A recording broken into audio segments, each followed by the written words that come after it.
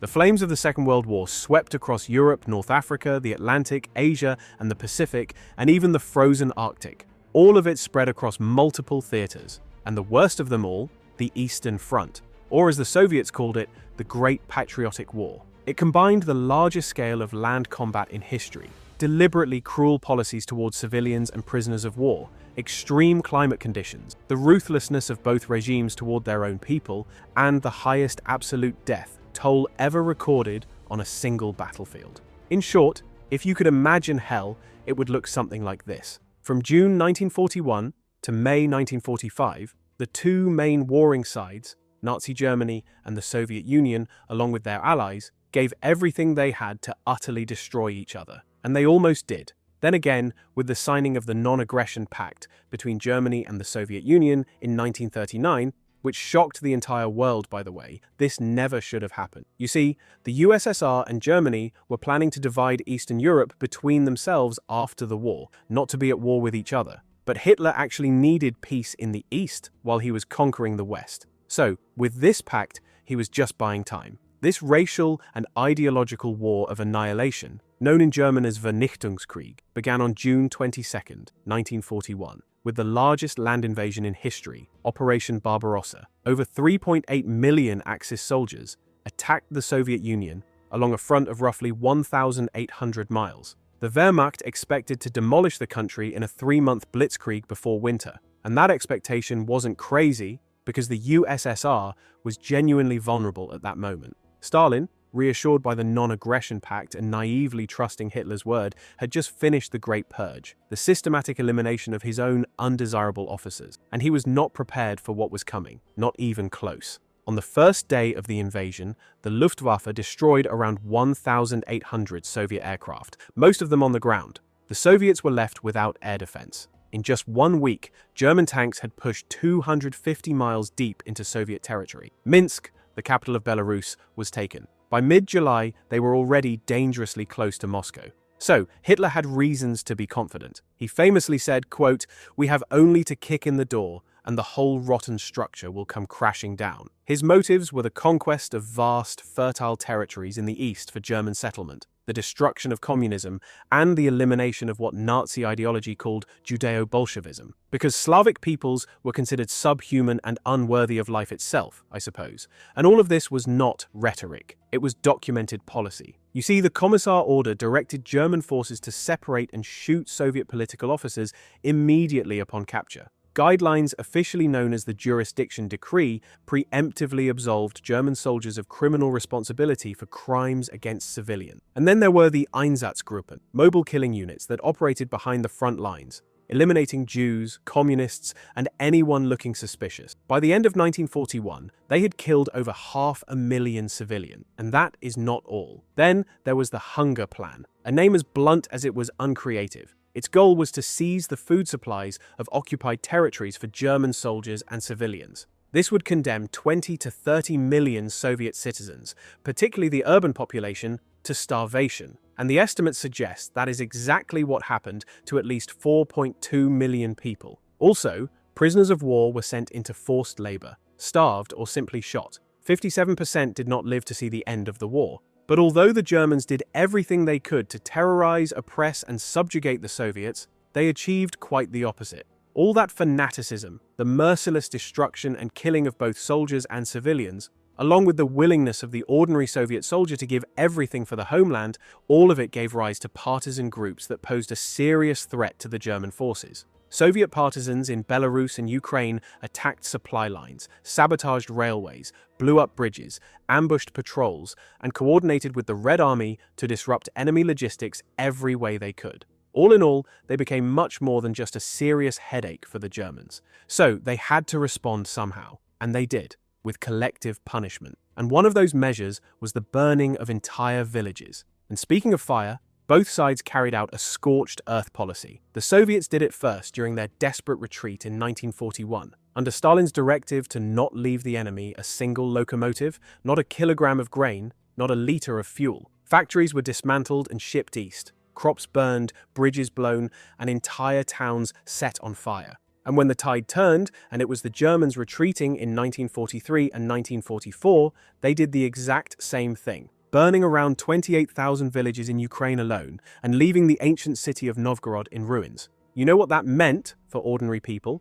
No food, no shelter, and no way to survive the winter. And the winter was brutal, the coldest of the 20th century, with temperatures dropping to 30 degrees below zero. Expecting a quick victory, German soldiers were particularly vulnerable in their summer uniforms. They were suffering frostbite in massive numbers. Losses from the cold sometimes exceeded combat deaths. And when the rains came, or the snow started melting, the unpaved roads turned into mud that stopped tanks and supply columns dead in their tracks.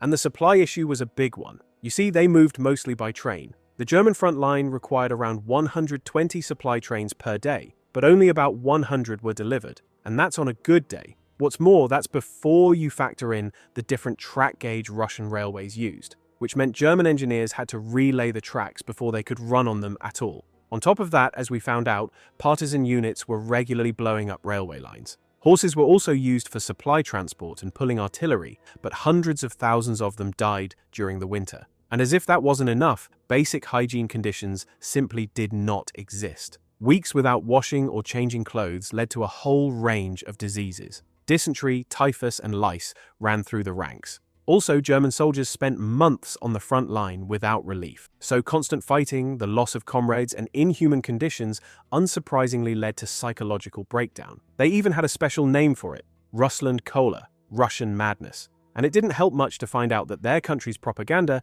had been lying to them all along, telling them the USSR was on the verge of collapse. So you see, it wasn't all that easy for a regular German soldier. Soviet men, on the other hand, had it just as bad. When they weren't busy with mass deportations of entire populations, the execution of political opponents, starving prisoners, and much more, they had problems of their own, such as the blocking detachments, units positioned behind the front lines with orders to shoot anyone retreating. These were formed under Order 227, suitably named Not One Step Back. Besides shooting deserters, this order also meant grouping the disobedient into so-called penal battalions, which were sent on the most dangerous assignments. Furthermore, it was an everyday thing to sentence Soviet soldiers to death in military tribunals for their unwillingness to give their lives in battle. Though it hardly mattered, since the average life expectancy of a Soviet reinforcement arriving at the front was already measured in hours, not days. And they had their own supply struggles as well. Hunger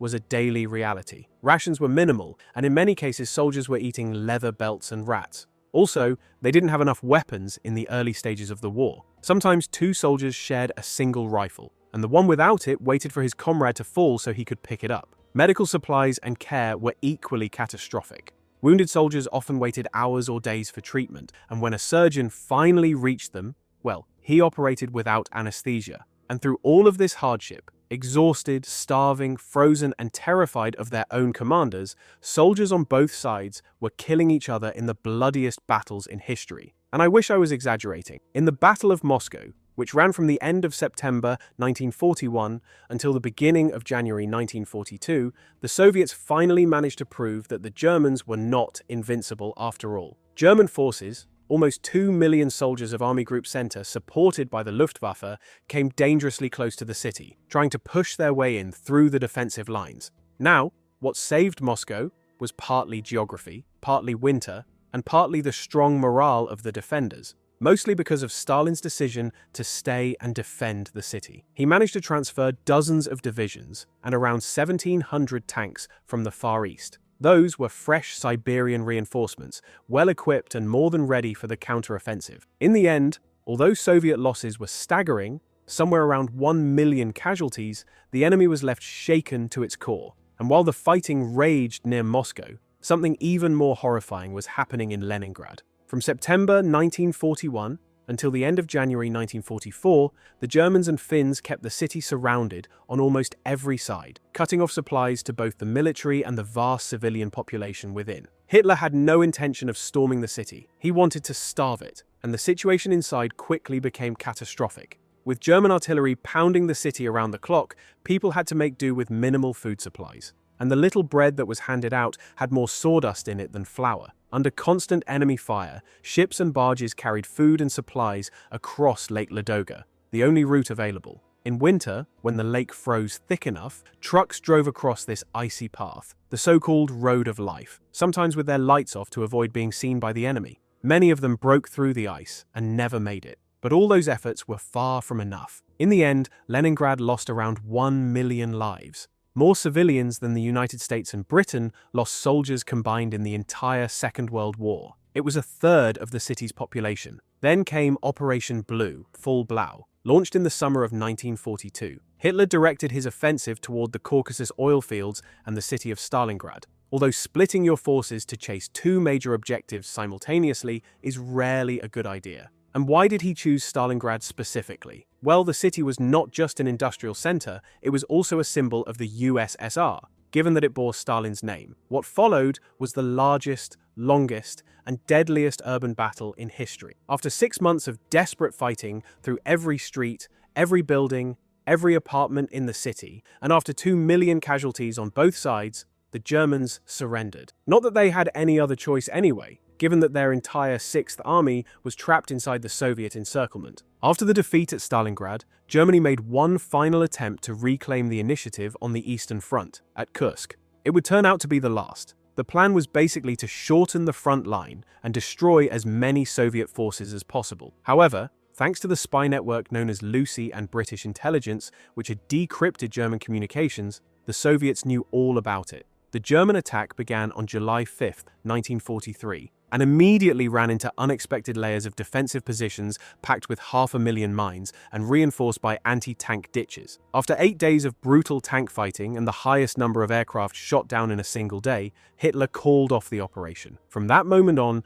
the Wehrmacht was in constant retreat until the very end of the war. Now what followed was the greatest defeat in German military history. The Soviet Belarusian offensive, Operation Barbarossa, launched right as the Allies were landing in Normandy. After 2 months of heavy fighting, only 6 of German Army Group Center's 34 divisions remained. German losses are estimated at around 400,000 soldiers, and the prisoners, some 50,000 of them, were paraded through Moscow to demonstrate Soviet superiority and humiliate the enemy. Afterwards, the streets were symbolically washed clean. And then the Red Army reached Berlin. Over 1.5 million soldiers, 6,000 tanks, and 41,000 artillery pieces were concentrated for the final blow to Germany. The Soviet artillery barrage opened the battle on April 16th, firing nearly 2 million shells. The rumble could be heard hundreds of kilometers away. On that same day, over 100 searchlights were switched on to blind the Germans. An interesting idea, but it ended up blinding their own tank crews instead. The fighting continued through the streets of Berlin, where the whole city became the battlefield. Soldiers were fighting block by block, building by building, with SS units, regular Wehrmacht men, Volkssturm militia, and even Hitler Youth teenagers defending the rubble. After around 300,000 total losses on both sides, including civilians, Berlin surrendered on May 2nd, 2 days after Hitler's death. On May 8, 1945, Germany signed its unconditional surrender, and the war in Europe was over. So, what did the Eastern Front leave behind? Of the estimated 70 to 85 million deaths in the entire Second World War, around 30 million occurred there, more than on all other battlefields combined.